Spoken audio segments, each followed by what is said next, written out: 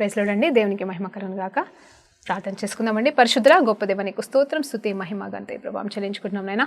ఈరోజు ప్రత్యేకమైన మాట నాయనా, మరి అబ్రహాముకి కుమారుడి వరుస అయిన ప్రభా నా తండ్రి, లోతు ఎందుకు పడిపోయాడు, ఎందుకు తప్పిపోయాడు, ఎందుకు నాశనం అయిపోయాడు అనే సత్యాల గురించి మేము నేర్చుకుంటుండగా మీరు నాతోని మాతోని మాట్లాడమని యేసుక్రీస్తు నామంలో ఈ ప్రార్థన తెలియకుంటూ పొందుకుంటున్నాం తండ్రి, ఆమేన్. ప్రైజ్ లార్డ్ అండి. దేవునికి మహిమ కలుగును గాక.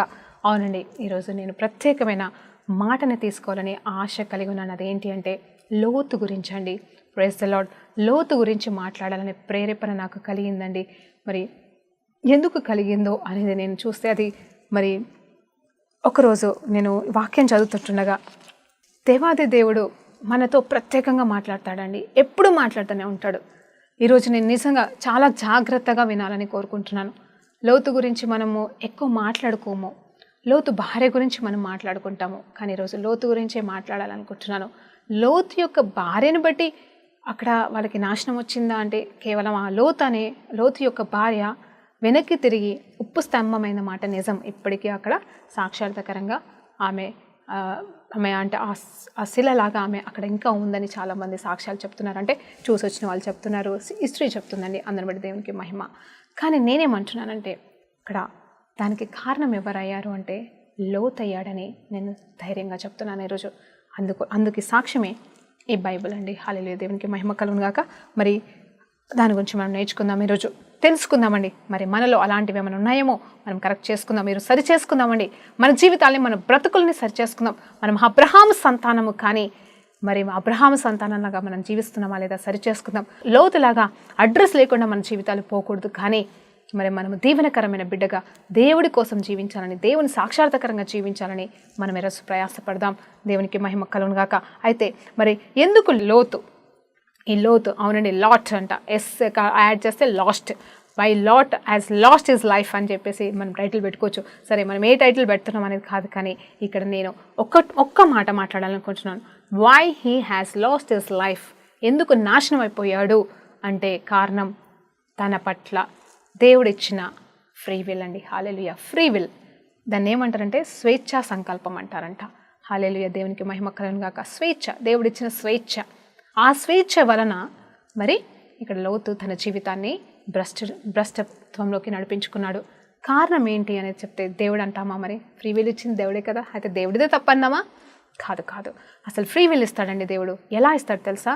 ఇదిగోండి, తను అన్ని విషయాలలో జ్ఞానం ఇస్తాడంట. ఫస్ట్ నీకు నాకు ఇదిగో జ్ఞానం ఇస్తాడు. ఏది మంచిది, ఏది చెడ్డది, ఏది చెయ్యాలి, ఏది చెయ్యకూడదు, ఎలా ఉండాలి, ఎలా ఉండకూడదు, ఏది మార్గం, ఏది జీవం, ఏది సత్యం, ఏది మరణం, ఏది జీవం అని కూడా దేవుడు మనకి బోధించి ఆ జ్ఞాన వివేచన మనకి ఇచ్చిన తర్వాత, బెటా ఇదిగో ఇంకా నీ ఇష్టం అని చెప్పేసి మన స్వచిత్తానికి, స్వేచ్ఛా సంకల్పానికి, ఫ్రీ విల్ కండి ఆయన మనల్ని విడిచిపెడతాడు. మరి అందరికీ ఫ్రీ విల్ ఉంది కదా, నాకు కూడా ఒక ఫ్రీ విల్ ఉంది. నేను ఎప్పుడు ఒక మాట అంటాను, ప్రభా నువ్వు నీ చిత్తం ప్రభా అని నేను అంటాను, కానీ తెలియకుండా నా చిత్తానుసారంగా పరిగెడతా ఉంటానని ఊరికే బాధపడేదాన్ని. అయితే ఆ రకంగా ఈ వాక్యం అనేది నా జీవితం ఇప్పుడు పుట్టిందండి. ఆ రకంగా మరి ఈ వాక్యం అనేది నా అంతరంగంలో పుట్టింది.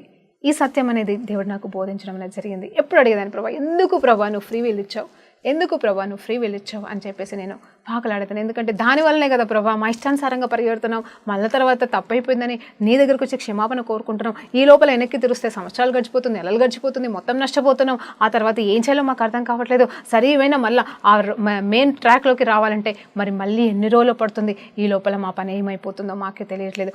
కొంతమంది అయితే ఆ ఫ్రీ విల్ని బట్టి వాళ్ళ చిత్తానుసారంగా పరిగెత్తేసి దేవుడికి కూడా దూరమైన వాళ్ళు ఉన్నారండి. దేవుడు ఏం చేశాడు, దేవుని చిత్తమే అనుకుని, అవునండి, ఫ్రీ విల్ని పాటిస్తూ దేవుని చిత్తం అనుకుని భ్రమపడిన వారు చాలామంది ఉన్నారు. నేను కూడా ఎన్నోసార్లు మరి నా జీవితంలో కూడా మరి ఎన్నో తప్పటడుగులు వేసాను. నేను క్రైస్తవంలోకి వచ్చిన తర్వాత విషయం చెప్తున్నాను. మరి ఎంతగానో పశ్చాత్తాపడేదాన్ని. ఇదేంటి ప్రభా ప్లీజ్ డాడీ అన్నప్పుడు నాకు దేవుడు చెప్పిన మాట ఏంటంటే, నాకు ప్రేరేపణ వచ్చిన మాట ఏంటంటే, ఇదిగో మనమంట ఆయన పర్ఫెక్ట్ విల్ మనకు కావాలని కోరుకోవాలి, కానీ మన ఫ్రీ విల్ కాదు. ఇంకొకటి ఏంటంటే దేవా నా ఫ్రీ విల్ని ప్రభా నాయన వద్దు, కానీ నీ చిత్తాన్ని నా ఫ్రీ విల్గా మార్చు ప్రభా అని కోరుకొని ఆ కొత్త ప్రార్థన మనం చేయాలండి. ఆ ప్రార్థన చేయడం ఆరంభించిన తర్వాత నా జీవితంలో ఎన్నో మార్పులు వచ్చాయి. అంటే నేను బాగా ఆలోచన చేస్తానండి, ఎక్కువ ఆలోచన చేస్తాను, ఇది చేయాలి, అది చేయాలి, అది చేయాలి, చేయాలి చేయాలి ఆలోచిస్తాను. అందరూ అనుకుంటారు ఏంటి ఇన్ని ఆలోచన చెప్తుంది, ఇంత మాట్లాడుతుంది, లాస్ట్కి ఒకసారికి ఏమీ చేయదు అనే తలంపు కూడా వస్తుంది అందరికీ, చూసే వాళ్ళకి అలా అనిపిస్తుంది. కానీ నేనేమంటాను, ఆలోచనలు మనుషుల వశం, నిర్ణయాలు దేవుని వశం అన్నట్టుగా ఆలోచనలు చేస్తాను, చెప్తా ఉంటాను అందరికీ, నా ఆలోచన ఇట్లునే ఇలా చేయాలనుకుంటా అని చెప్తాను. ఫైనల్గా దేవా అని నీకు అప్పచెప్పేసి నా చిత్తము కాదు, నా ఇష్టము కాదు, నా ప్రణాళిక కాదని చెప్పేసి ఆయనకు అప్పచెప్పినప్పుడు మరి ఎక్కడ కూడా మరి రాంగ్ డెసిషన్స్ అనేవి ఇంకా కలగలేదండి. సో నా జీవితంలో రాంగ్ డెసిషన్స్ కాకుండా కాపాడింది కేవలం అంటే ఎప్పుడైతే దేవా ఇంకా నా ఇష్టము, నా ఫ్రీ విల్కి నేను చచ్చిపోతున్నాను ప్రభా, ఇంకా నా ఫ్రీ విల్ అనేది నా జీవితంలో ఉండకూడదు ప్రభా, నీ చిత్తమే నా పట్ల నెరవేర్చబడును గాక, let your perfect will be my free will అని చెప్పేసి నేను సమర్పించుకున్న తర్వాత నిజంగా అండి ఈ రోజు వరకు మరి చాలా గొప్ప కార్యములు జరిగినాయి. తప్పటడుగులు జరగకుండా దేవుడు నన్ను కాచి కాపాడాడు, నా వల్ల పొరపాటు జరగకుండా చూసుకుంటున్నాడు. మరి జరగలేదని అన్నాను, కానీ వెంటనే సరి చేసుకునే కృప, వేస్ట్ చేయడం అనేది జరగలేదండి. అందును బట్టి దేవునికి మహిమ కలుగుగాక. అయితే ఇప్పుడు లోతు జీవితంలోకి మనము వెళ్దాము. మరి ఆదికాండము 19వ అధ్యాయంలో చూసినప్పుడు మరి అలాగే 18వ అధ్యాయంని ముందుగా చూసుకుంటే అక్కడ ఏముంటుందంటే అబ్రహాము లోతు కోసము తండ్రి దేవుణ్ణి అలాగే తన దగ్గరికి వచ్చిన ఇంకా ఇద్దరు దూతల్ని, హల్లెలూయా దేవునికి మహిమ కలుగుగాక, తండ్రి కుమార పరిశుద్ధాత్మ దేవుడు ముగ్గురు వస్తారండి. ముగ్గురు వ్యక్తులు వస్తారు అబ్రహాం దగ్గరికి.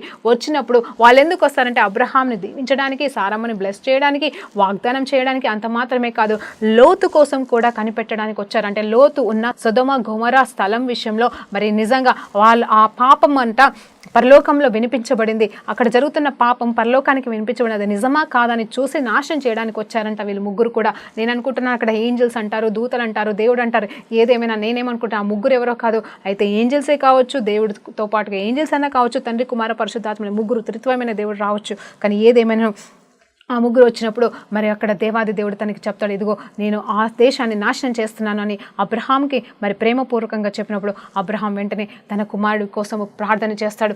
అయ్యో దేవా అని చెప్పేసి మరి డైరెక్ట్గా నా కుమారుడు ఉన్నాడు అక్కడ, మరి నా రక్తం ఉన్నాడు అక్కడ, మరి తనని కాపాడండి అని చెప్పేసి డైరెక్ట్ అడిగితే దేవుడు జవాబు ఇవ్వకపోనా కానీ తెలియదు. ఆయనైతే మరి అక్కడ దేవునితో మరి ఒక్కొక్కటి అంటే సంఖ్యలు తగ్గించుకుంటే ఇదంతా చెప్పాలంటే మళ్ళీ ఒక మెసేజ్ అయిపోతుంది.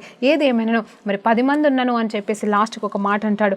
ఏమంటాడంటే 32వ వచనం 18వ అధ్యాయం ఏమంటాడంటే, దేవా నేను ఇంకొక్క మారు మాట్లాడతా అని చెప్పేసి ఫస్ట్ 50తో ఆరంభించి 40, 45 తర్వాత 40, 30, 20 అలా లాస్ట్గా ఇంకొక్కసారి అని చెప్పాడు. ఇంకొక్కసారి అని అనకపోతే బాగుండేదేమో, 10ని 5 చేసి 5ని 1 చేసినా బాగుండేదేమో అని నాకు అనిపిస్తుంది. 7వ ఆపేస్తాడు. మరి 9, 10 దాకా కూడా పోతే బాగుండేమో అనిపించింది. అంటే వాళ్ళిద్దరి మధ్య జరిగిన సంభాషణ, ప్రేయర్, రిక్వెస్ట్ అండి. మరి ఇక్కడ ఆ విజ్ఞాపనలో ఇక్కడ అబ్రహాం అయితే కోల్పోయాడు. ఏంటంటే 10 వరకు 10 మంది ఉంటే ఆ స్థలాన్ని కాపాడవా, మరి 10 మంది నీతిమంతులు ఉంటే ఆ ఊరిని కాపాడవా అంటే ఖచ్చితంగా కాపాడుతానని దేవుడైతే మాట ఇచ్చాడండి. ఆ తర్వాత ఈ దేవాది దేవుడు వెళ్ళలేదు, కానీ ఇద్దరు దూతలు మరి అక్కడ లోతున్న స్థలంలోకి వెళ్ళిపోయారు, ఆ ఊరికి వెళ్తారు. సొదొమ గొమొర్రాకి వెళ్ళినప్పుడు నిజం చెప్పాలంటే ఇక్కడ ఆదాము ఆ ముగ్గురికి ఎలా అయితే కాళ్ళు కడడానికి నీళ్ళిచ్చి ఇక్కడ ఉండండి అని ఆతిథ్యం ఇచ్చాడు, ఆ రీతిగానే లోతు కూడా ఏం తక్కువ చేయలేదండి. వాళ్ళని చూడంగానే వాళ్ళని దేవుని దూతలుగా భావించి వాళ్ళని పిలుచుకొని ఇంట్లో ఆతిథ్యం ఇచ్చాడు. ఈ రాత్రి వేళ సమయంలో వాళ్ళకి ప్రొటెక్షన్ ఇచ్చాడు. అంత మాత్రమే కాదు, మరి 8వ వచనాన్ని చూసినప్పుడు అక్కడ మరి వాళ్ళు వచ్చి ఏంటంటే మేము మీ ఇంటికి వచ్చిన వాళ్ళని బయటకి లాగు, మేము వారితో పాపం చేస్తామని అక్కడ ఉన్న వాళ్ళంతా పాపపు ఆలోచనతో మాట్లాడుతున్నప్పుడు అయ్యా వారిని ఏమీ చేయకూడదు, కావాలంటే కన్యక స్త్రీలైన నా బిడ్డలు ఉన్నారు 2, వాళ్ళని మీరు ఏమన్నా చేసుకోండి అని చెప్పేసి అంత త్యాగపూర్వకంగా సమర్పిస్తున్నానండి. ఇక లోతు చెడ్డోడు కాదండి. నిజం చెప్పాలంటే చాలా మంచి వ్యక్తి. అబ్రహాము మార్గంలో నడుస్తున్నాడు. అబ్రహాం దేవుడిని తను కూడా కొలుస్తున్నాడు. అబ్రహాంని వెంబడించిన వ్యక్తి, అబ్రహాం ఆశీర్వాదాల్లో పాలుభాగస్తులవుతున్న వ్యక్తి. అబ్రహాముకి పొందిన మరి ఆ వాగ్దానం అయితే పొందుకోలేకపోయాడు, కానీ అబ్రహాము దీవెనల పట్ల కారణం ఏంటో తెలుసుకుని ఆ దేవుని కొలుస్తున్న వ్యక్తి. మరి అక్కడ ఏం జరిగిందంటే మరి నిజమే ఆ దూతలు దేవుని దూతలని తెలుసు. మరి దేవుడు ఎలా మరి దేవుని బిడ్డలమైన మరి ఏ రీతిగా ఆతిథ్యం ఇవ్వాలని తెలుసు, ఆ ప్రకారంగానే ఆతిథ్యం ఇచ్చాడు, వాళ్ళని కాపాడడానికి చూశాడు. కానీ వాళ్ళు వచ్చింది ఎవరంటే దేవుని దూతలై ఉన్నారు కాబట్టి ఆ దూతలు వెంటనే ఈ లోతుని కాపాడారు, తన కుటుంబాన్ని కాపాడడానికి ప్రయాసపడ్డారండి. ఆ తర్వాత వాళ్ళు ఒక మాట అంటారు, ఇదిగో ఇక్కడ నాశనం చేయడానికి మేము వచ్చిన్నాను కాబట్టి ఇదిగో నీతో పాటుగా మరి నీ పిల్లలు, నీ భార్య, నీ పిల్లలు కాకుండా ఇంకా ఎవరైనా ఉన్నారా నీ వాళ్ళు ఈ పట్టణంలో, వాళ్ళని తీసుకొని వెళ్ళిపో అని చెప్పేసి సలహా ఇచ్చినప్పుడు అల్లుళ్ళు మరి ఒప్పుకోలేదండి. వాళ్ళు రాలేదు, అపహాస్యం చేశారు. కేవలం ఈ 4 మాత్రం మిగిలారు. ఆ టైంలో వెంటనే అక్కడ ఒక దూత మాట్లాడుతున్నాడు తనతో, ఇదిగో మీరు అర్జెంటుగా వెళ్ళిపోండి. చూడండి ఇక్కడ 18-19 వచనం, ఇదిగో నీ కటాక్షము నీ దాసుడి మీద ఉన్నప్పుడు నా ప్రాణమును రక్షించుట నీకు చిత్తమైతే అని చెప్పేసి మాట్లాడుతున్నాడు. ఇక్కడ చూడండి, నేను ఆలోచన చేస్తూ ఉంటే అక్కడ దూత క్లియర్గా ఒక మాట అంటాడు, ఇదిగో ఈ మైదానంలో ఎక్కడనూ నిలవక నీవు నశించిపోకుండా ఆ పర్వతమునకు పారిపోమ్మని చెప్పగా, ఒక పర్వతాన్ని దూత చూపించి ఆ పర్వతానికి వెళ్ళు అని చెప్పేసి అక్కడ మరి ఆ లోతుతో ఆ దూత చెప్పినప్పుడు మరి వెంటనే మరి అవునా అని చెప్పేసి పరిగెత్తుకుంటూ వెళ్ళిపోతే అయిపోయేదండి. కానీ అలా పరిగెత్తకుండా వెళ్ళకుండా ఇక్కడ వాద్యం ఆడుతున్నాడు. అక్కడ లోతుకి భయం వేస్తుంది లోపల. అక్కడికి వెళ్తే ఆ కొండంతా నేను ఎక్కలేను, అక్కడ ఏమైపోతుందని భయపడుతున్నాడు. ఈయన చెప్పాడు కదా అని చెప్పేసి విశ్వాసంతో వెళ్ళలేకపోయాడు. కానీ ఇక్కడ ఏమంటున్నాడు, అయ్యో దేవా, నా పట్ల నీకు కటాక్షం ఉన్న ఎడల నేను అంత దూరం వెళ్ళలేను కాబట్టి, కానీ ఈ ఒక్క చిన్న ఊరిలో ఉంటాను, ఈ చిన్న ఊరు చిన్నగా ఉంది, నేను అక్కడ ఉంటాను అని చెప్పేసి అంటాడు. ఆ చిన్న ఊరిలో నాకు కృపనివ్వు, నేను అక్కడ బతుకుతాను, అక్కడ నేను నిలబడతాను అని అన్నప్పుడు వెంటనే ఆ ఊరి పేరు కూడా సోయారు అంటండి. సోయారు అంటే చిన్నది అంట. ఆ ఊరికి మరి నిజం చెప్పాలంటే ఆ ఊరైతే దేవుని ప్రణాళికలో లేదు, ఆ దూత వెళ్ళమన్న స్థలం కాదు. కానీ సరే నీ కోసం నేను నీ మనవిని ఆలకిస్తున్నాను, సరే వెళ్ళు, ఆ చిన్న ఊరికి వెళ్ళు, అక్కడుండు, ఆ ఊరిని నేను నాశనం చేయను, నీ కోసం ఆ ఊరిని నేను నాశనం చేయనని చెప్తాడు. నిజం చెప్పాలంటే అబ్రహాం ప్రార్థన ఆలకించాడు అక్కడ దేవుడు, అబ్రహాము మొరను ఆలకించాడు కాబట్టి లోతు మొరని కూడా ఇక్కడ దూతలు ఆలకిస్తున్నారు. లోతు కూడా మెంచోడండి, తన ఉద్దేశాలు మంచివి, తన ఆలోచనని మంచివి, యథార్థమైన వ్యక్తి, నీతిమంతుడిగానే కనిపిస్తున్నాడు ఇక్కడ అంతా కూడా. కానీ ఆ తర్వాత తన స్వచిత్తం అండి, చూడు దేవుని చిత్తం, అవును దేవుడు పొమ్మంటున్నాడు కదని దేవుడు చూపించిన దూత చూపించిన స్థలానికి వెళ్ళుంటే ఆ నాశనం అనేది అనుభవించేవాడు కాదు. కానీ తనకంటూ ఒక వేరే స్థలం మళ్ళీ ముందు ఏం చేశాడు, సొదొమ గొమొర్రాలు బాగా కనిపిస్తుందని ఎలా అయితే వెళ్ళి నాశనాన్ని తెచ్చుకున్నాడో, పాపుల మధ్యలో జీవించాడు అన్ని సంవత్సరాలు, మరలా చూస్తే నిజం చెప్పాలంటే అక్కడ చూస్తే నాకు ఒక ఆశ్చర్యం వేస్తుందండి. నిజంగా ఈ టైంలో ఆత్మదేవుడు జ్ఞాపకం చేస్తున్నాడు. నిజం చెప్పాలంటే సొదొమ గొమొర్రాలు అనేవి భయంకరమైన పాపపు స్థలం కదండి. అక్కడ వ్యభిచారమే భయంకరం. అలాంటి స్థలంలో ఎన్నో సంవత్సరాలు అక్కడ ఉన్నట్టున్నాడు అక్కడ. మరి ఆ సమయంలో మరి లోతు భార్య కానీ లోతు కుమార్తెలు కానీ మరి వాళ్ళకి అన్యాయం జరగలేదు, నాశనం కలగలేదు. మరి ఆ లోతు యొక్క కుమార్తెలు ఇంకా కన్యకలుగా ఉన్నారు అంటే నిజం చెప్పాలంటే దేవుని ప్రొటెక్షన్ వారి మీద అత్యధికంగా ఉందండి ఆ స్థలంలో కూడా. మరి దేవునికి మహిమ కలుగును గాక. ఎందుకంటే అది దేవుడు ఇచ్చే ధన్యత. మరి దేవుడు లోతులో కూడా మెంచే ఉంది. వాళ్ళు విడిపోవడానికి కారణం అబ్రహాం లోతు కొట్టుకొని శత్రువులైపోయి విడిపోలేదు కాబట్టి, జస్ట్ అక్కడున్న పరిస్థితిని బట్టి విడిపోవాలి కాబట్టి విడిపోయినప్పుడు, ఇదిగో నువ్వు అబ్రహాం మాట ఇచ్చాడు కదా, నువ్వు ఏ స్థలంకి వెళ్తావా వెళ్ళు, మిగతాది నాదవుతుంది అన్నప్పుడు ఆయన కంటికి మంచి కనిపించింది. వెళ్ళినప్పుడు అక్కడ ఏముందో చూసుకోలేకపోయాడు. కానీ అక్కడంత భయంకరమైన ఊరైనను, భయంకరమైన పాపపు స్థలమైనను, పాపపు ఊరిలో అతను జీవించిన తనకి, తన భార్యకి, తన బిడ్డలకి మరి నాశనం అనేది ఆ నాశనపు దేశంలో కలగలేదు. అక్కడ ఆ దేశాన్ని నాశనం చేయడానికి వచ్చిన దూతలు కూడా వీరిని నాశనం చేయలేదు. ఇదంతా కూడా దేవుడిచ్చిన మహా కృప అండి వీరి పట్ల. ఆ కృపను అర్థం చేసుకోలేదు. మరి ఫ్రీ విల్, ఇక్కడే నేను మళ్ళీ వస్తున్నాండి. ఫ్రీ విల్ ఇక్కడ ఏంటంటే దేవుడు చెప్పిన చిత్తం ప్రకారంగా అబ్రహాం ఎట్లా లోబడ్డాడు అలాగే అవునా ఆ చూపించే స్థలానికి మరి వెళ్ళు అన్నప్పుడు వెంటనే పరిగెత్తుకుంటూ వెళ్తే అసలు నాకు తెలిసి ఆ స్త్రీ కూడా మరి ఆ ఉప్పు స్తంభం అయ్యేది కాదేమో అని నాకు అనిపిస్తుందని. సరే ఇక్కడ మనం ఏంటంటే అక్కడ దేవుని ప్రణాళిక అలాగే ఉంది కాబట్టి అలా జరిగింది అని చెప్పేసి మనం నమ్మొచ్చు. అక్కడ వెనక్కి వెళ్ళడానికి మనకు లేదు. కానీ వాటి నుండి, ఆ తప్పుల నుండి మనం నేర్చుకోవాలండి. ఆ పాపాల నుండి కూడా మనం అలా చేయకుండా, ఆ పాపాలు విన్నప్పుడు, ఆ పరిస్థితులు విన్నప్పుడు వాటి నుండి అంటే అవును కొంతమంది ఏమంటారంటే ఇదేంటి ఇంత అపవిత్రమైన సంఘటనలు, పాపపు సంఘటనలు ఎందుకు నీ పవిత్ర బైబుల్లో ఉందని నన్ను ఎంతోమంది ఫోన్ చేసి ప్రశ్నించారండి. అంటే క్రైస్తవేతరులు అంత మాత్రమే కాదు, కావాలని దూషించే వాళ్ళు ఉంటారండి కొంతమంది. హల్లెలూయా, దేవునికి మహిమ కలుగును గాక. అలాంటి వాళ్ళు బైబుల్ చదువుతారు, బైబుల్లో ఉన్న ప్రతి వాక్యాన్ని పట్టుకొని ఎక్కడ పిచ్చి పిచ్చిగా ఉన్నాయో, అంటే బైబిల్లో పిచ్చిగా ఉందని కాదు కానీ వాళ్ళకి పిచ్చిగా అనిపించేది, వాళ్ళకి అర్థం కాదు కదా, ఆ ఒక్క వచనాన్ని పట్టుకొని వాళ్ళు రాళ్ళు విసిరేస్తారండి మాలాంటి వాళ్ళ మీద. అప్పుడు మేము ఒకటే అంటాము, ఏంటి అంటే దేవాది దేవుడు నేర్పించడానికి ఇచ్చాడు, ఆ రీతిగా ఉండకూడదని చెప్పేసి కొన్ని సమాధానాలు చెప్తాం. అది ఎలాంటి సమాధానం ఆ టైంలో పరిశుద్ధాత్మ దేవుడు మాకు ఇస్తాడు, దాన్ని బట్టి వాళ్ళ నోరులో మూతపడతాయి. అందుని బట్టి దేవునికి మహిమ కలుగును గాక. ఎందుకంటే దేవుడు మా పక్షాన ఉంటాడు, మాతో ఉంటాడు, మాలా ఉంటాడు. సరే అండి, మరి డివియేట్ అయినందుకు క్షమించండి. ఏదేమైనా ఇక్కడ లోతు తన స్వచిత్తాన్ని ఆలోచన చేసుకొని అరే ఇది మళ్ళీ సెకండ్ టైం ఆల్రెడీ తప్పు చేశాడు ఒకసారి సొదొమ గొమొర్రాని ఎన్నుకోవడం విషయంలో. మళ్ళీ ఇప్పుడు ఏంటంటే చూపిస్తున్న పర్వతం వైపు పరిగెత్తకుండా ఇంకొకటి చిన్నది అని ఒక చిన్న ఊరిని ఎన్నుకున్నాడు.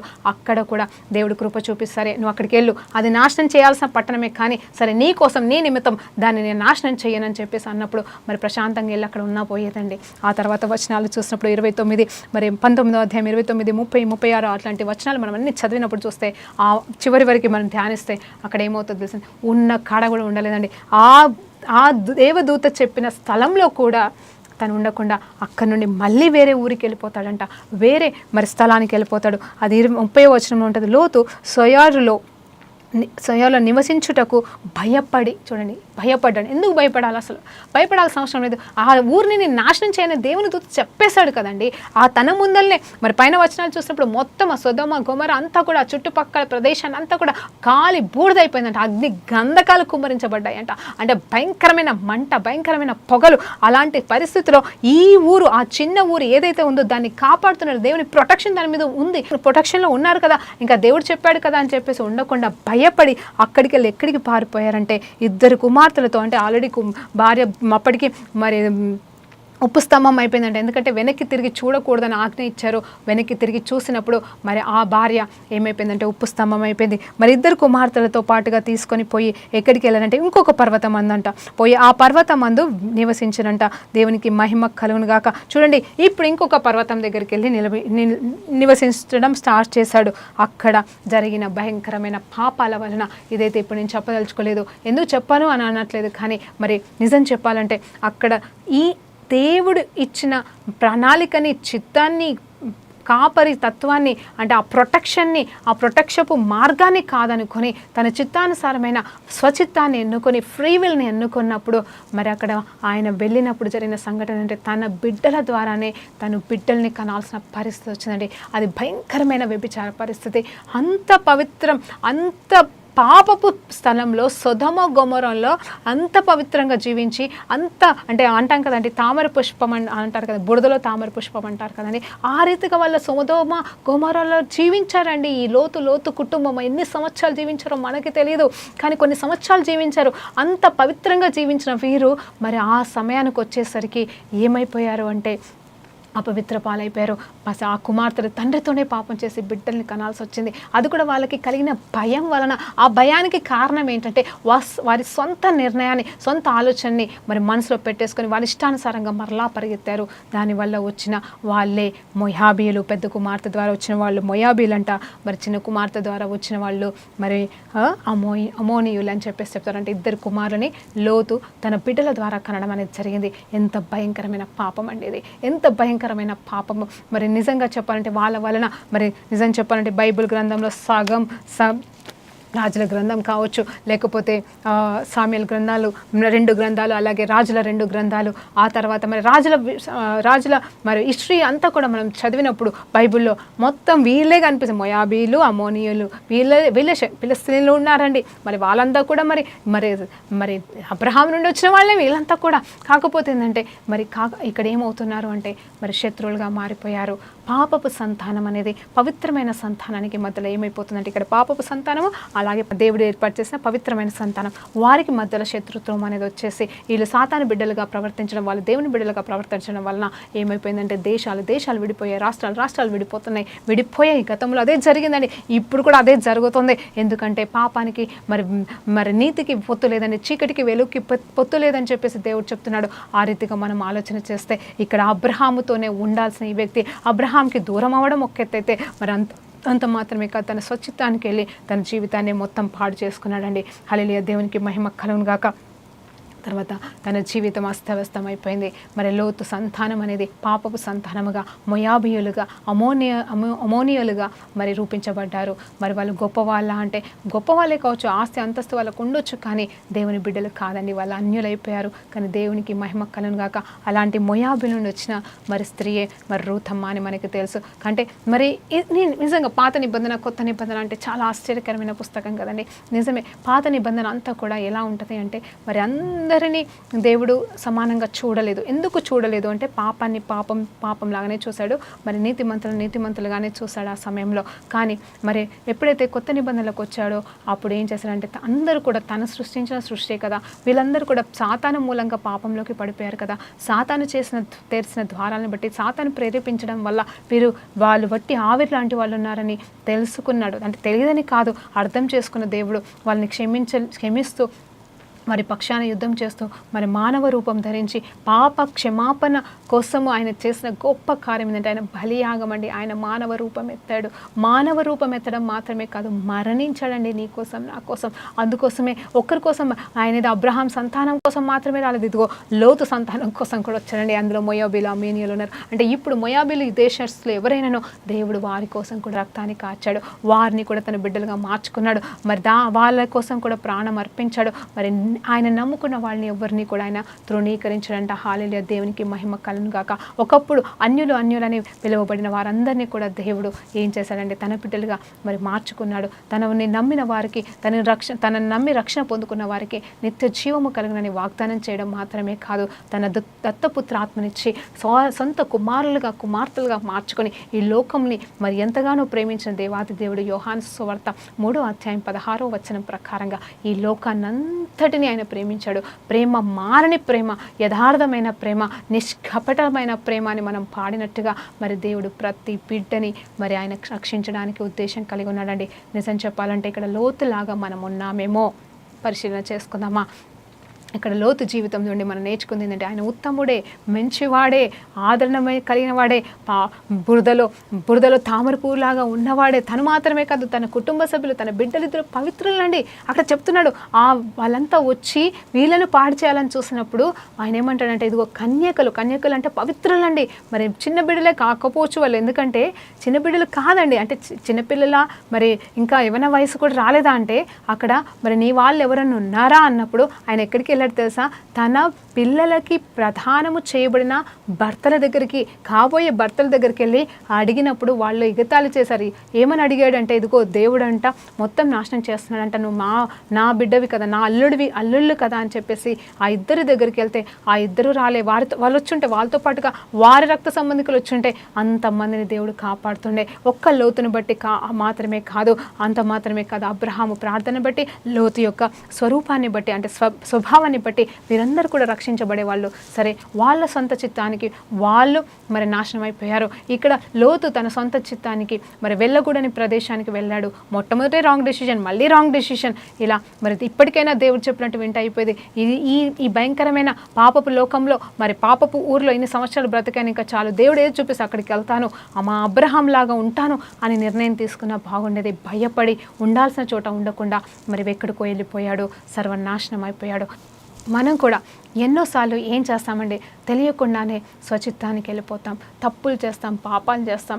మరి అంటే కావాలని చేయమండి, అనుకోకుండా సొంత నిర్ణయాలు, మన కంటికి ఏది మంచి అనిపిస్తే అదే చేసుకుంటూ వెళ్ళిపోతాం. ఏది మరి నలుగురు ఏది చెప్తే అదే ప్రయారిటీగా తీసుకుంటాం. అవునండి, మనుషుల కౌన్సిలింగ్ అవసరమే, కానీ నిజంగా ఇది దేవుడు చెప్తున్నాడా, ఇది చేస్తే దేవునికి ఇష్టమా, ఇది దేవుడి ప్రణాళికలో ఉందా, దేవుడు దీన్ని మెచ్చుతాడా అనే ఒక ప్రశ్న మనం అడగలేకపోతున్నాం. ఏముంది, మెంచే చేస్తున్నాం కదా అని. అవును, ఏ స్థలానికి వెళ్తే ఏంటండి, ఏ స్థలానికి వెళ్తే అక్కడ ఉండకుండా ఉంటే చాలు, బయటకు వెళ్తే ప్రొటెక్షనే కదా. మరి కాదు, కానీ అక్కడ క్లియర్గా ఒక స్థలం చూపించాడు అక్కడ దూత. ఆ దేవుని దూత చూపించబడి చక్కగా వెళ్ళిపోయి ఉంటే బాగుండేది. కానీ అయ్యా అక్కడికి నేను వెళ్ళలేనయ్యా, అయ్యా నీ కటాక్షం నా పట్ల బతిని ఆడుకుంటున్నాడు. ఆయన కాదండి బెదిరించాల్సిన, అక్కడికే వెళ్ళు అంటే అయిపోయేదేమో అనిపిస్తుంది నాకు.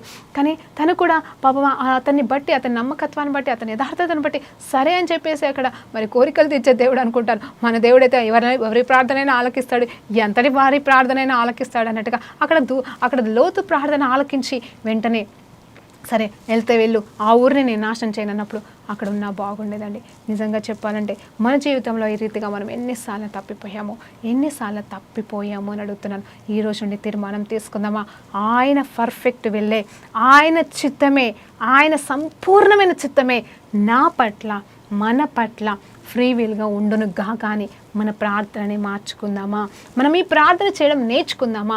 ఎందుకంటే ఈ ప్రార్థనలో ఏమవుతుందంటే అవును దేవా అని ఏం జరిగినా ఆయన చిత్తమే, ప్రభా నీ చిత్తమే జరిగింది కొనసాగించని ప్రార్థన చేస్తాం, పాటలు పాడతాం. అవునండి, మనకేం ఇష్టం లేదు. నిజం చెప్పాలంటే ఆయన చిత్తం కాంది చేయడం మనకి ఇష్టం లేదు. పర్ఫెక్ట్ అండి. ఇక్కడ లోతులాగా అపవిత్రంగా వాళ్ళతో పాటు అపవిత్ర పాలు అయిపోలే. మనకి ఇష్టం లేదు పాపం చేయడం, మనకి ఇష్టం లేదు దేవునికి ఇష్టం లేని పనులు చేయడం. కానీ మనమైతే ఆ తీర్మానం తీసుకున్నాం. కానీ మనకి తెలియంది ఏంటంటే ఏది దేవుని చిత్తమో ఏది దేవుని చిత్తం కాదో మనకి తెలియదు. కాబట్టి మంచిది అనుకొని పరిగెడుతున్నాము, మన స్వచిత్తానికి అప్పచెప్పుకుంటున్నాము. మన జీవితాన్ని ఎన్నోసార్లు పాడు చేసుకున్నాం. నాశనం కాకపోవచ్చు ఈ లోతులాగా, కానీ వ్యర్థమైతే అయిపోయాయి కదా. ఎన్నోసార్లు నిర్ణయాలు వ్యర్థమైపోయాయి. మరి నష్టపోయాము. కొంతమంది అయితే లక్షలు నష్టపోయారు, కొంతమంది కోట్లు నష్టపోయారు. వివాహంలో దేవుని చిత్తం కానీ వివాహాలు చేసుకుని ఎంతగానో బాధపడుతున్నారండి. నిజం చెప్పాలంటే యథార్థత లేని జీవితాలుగా మిగిలిపోతున్నారు. యథార్థత లేక కాదు, దేవుడు అంటే ఇష్టం లేక కాదు, అలా మోసగించబడుతున్నారు. అందుకే దేవుడు అంటాడు కదా, నా జనులు జ్ఞానం లేక నశిస్తున్నారంట. జ్ఞానం అంటండి, హల్లెలూయా. దేవుడే జ్ఞానమయ్యాడు. యేసు ప్రభువే మనకి జ్ఞానమయ్యాడు. ఆయన చక్కగా మన కోసం చేసిన ప్రార్థన మనం జ్ఞాపకం చేసుకోవాలి. నేను ఒక మాట చెప్పాలి ఇక్కడ, నేను నిజంగా చెప్తాను, ప్రేరేపించబడి చెప్తున్నానండి. ఏంటంటే దేవాది దేవుడైతే తండ్రి కుడి పార్శ్వన కూర్చొని ఇప్పుడు మౌనంగా లేడు, కానీ ఆయన మన కోసం ఇంటర్సీడ్ చేస్తున్నాడు, విజ్ఞాపన చేస్తున్నాడు. ఏమని విజ్ఞాపన చేస్తాడు తెలుసా అండి? ఇదిగో ఆ బిడ్డ కోసం నేను ఏం చేశాను? రక్తం కార్చాను, వెల చెల్లించాను. ఇదిగో ఆ బిడ్డ దారి తప్పుతుంది, ఆ బిడ్డ తప్పు చేయబోతుంది, ఆ బిడ్డను క్షమించు, ఆ బిడ్డను కాపాడు, ఆ బిడ్డని అని చెప్పేసి ప్రతి నిమిషం నేను ఆ శ్వాసలో ఆయన ఈ భూలోకంలో ఎంతమంది ఉన్నారో వారందరి కోసం. ఎందుకంటే నేనే మాట ఎందుకు చెప్తున్నానంటే ఎంతమంది కోసం ఆయన రక్తం చెందించాడో అంతమంది కోసం ఆయన విజ్ఞాపన చేస్తున్నాడు. మరి ఎంతమంది కోసం రక్తం చెందించాడని? అందరి కోసం.